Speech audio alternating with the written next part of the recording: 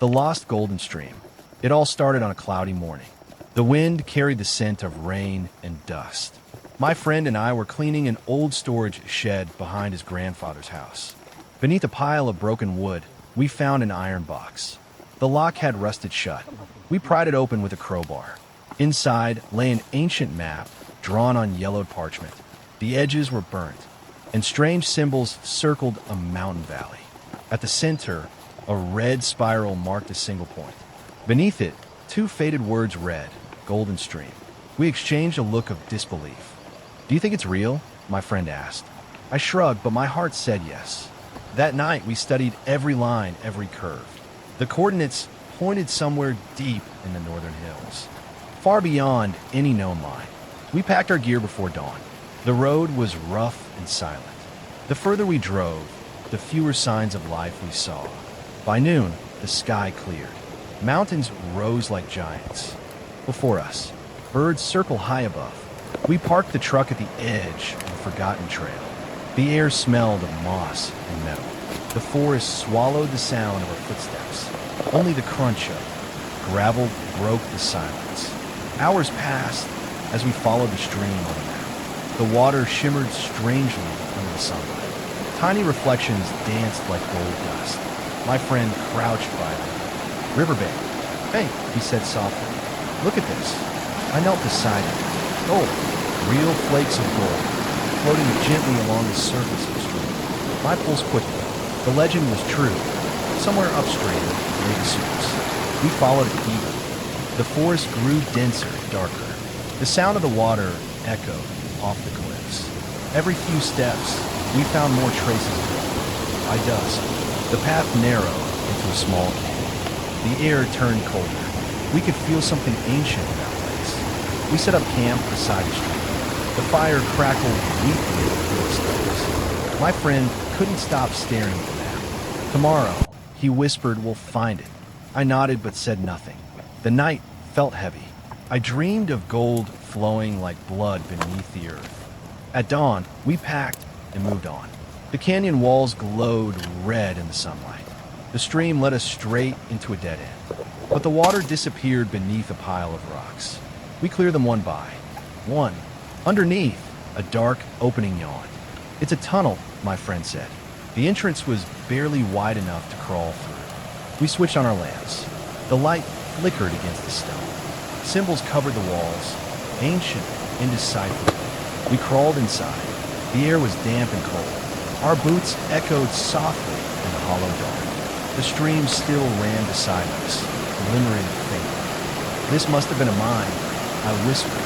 "Or a tomb," my friend replied. We kept walking. Minutes stretched into hours. Then we saw something glowing there. A faint golden light pulsed in the distance. We moved closer. My breath grew shallow. The light came from a massive stone embedded in the ground. It wasn't ordinary rock. Its surface was cracked with golden veins. "Is that a meteorite?" my friend gasped. I touched it. It was warm. "It's gold," I whispered. "Gold from the stars." The chamber around it sparkled faintly, dust swirling like fireflies. My camera light caught something metallic nearby. Old tools. Picks, shovels, even lanterns long extinct. "Someone was here before us," he said. "Long ago." We stood in silence, overwhelmed. The stream flowed out from beneath the meteorite. That was the source, the heart of the golden stream.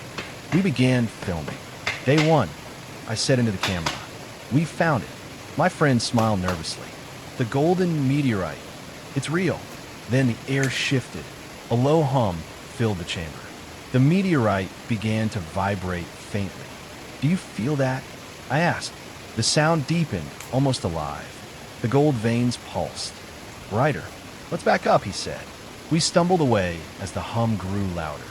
Cracks spread across the ground. Water surged from the fissures. The stream turned violent. "It's collapsing," I shouted.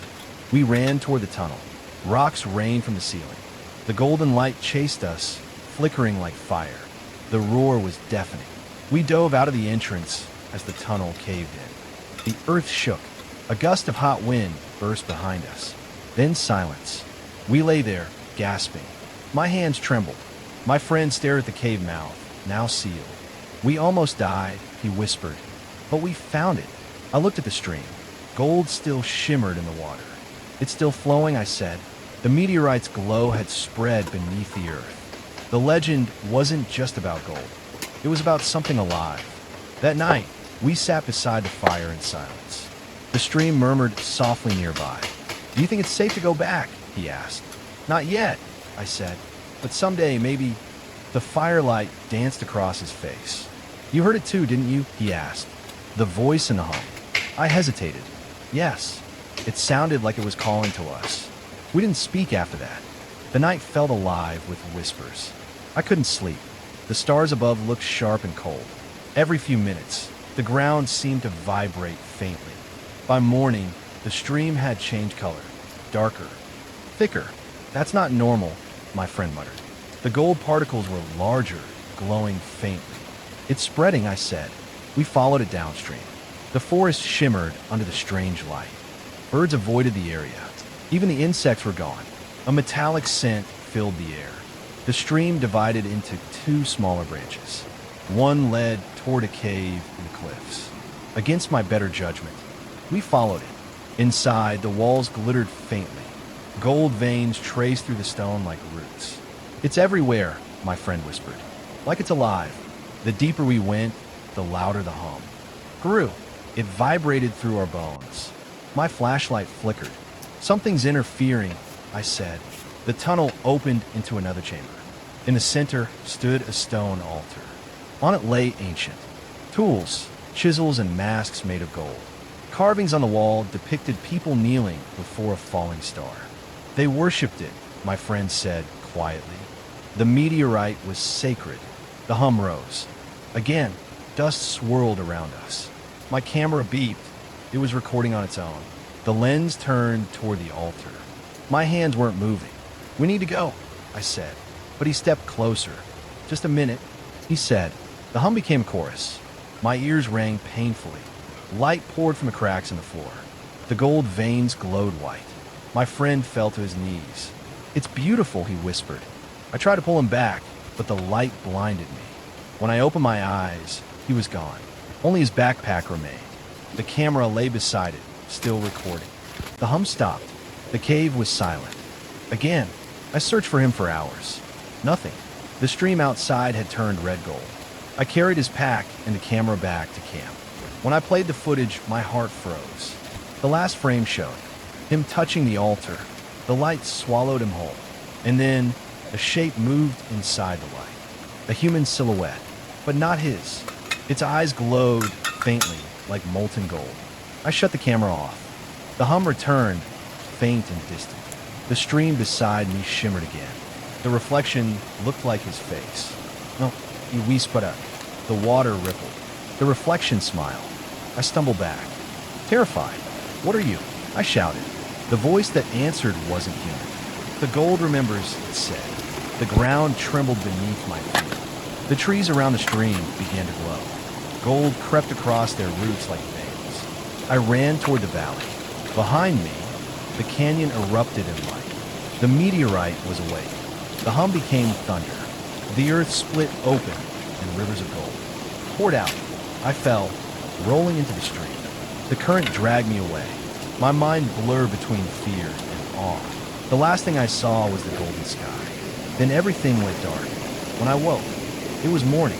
The valley was quiet again. No gold, no light. The stream was clear. My friend was gone. Only the map lay beside me, rewritten. The spiral mark had moved. It pointed to another place, a mountain further north. I packed what little I had left. The camera, the map, the memory card. I started walking. The wind whispered behind me. It sounded like his voice. "Keep going," it said. The world had changed. I could feel it in the air. Gold wasn't just metal anymore. It was alive, and it was spreading. I reached a ridge overlooking a valley. In the distance, faint golden light flickered beneath the soil. I took a deep breath. "This is only the beginning," I whispered. My camera beeped softly. It turned on by itself. The lens focused on the horizon, recording. It said in a robotic tone. I froze. "Who turned you on?" The screen flickered. A single word appeared. remember. I dropped it, trembling.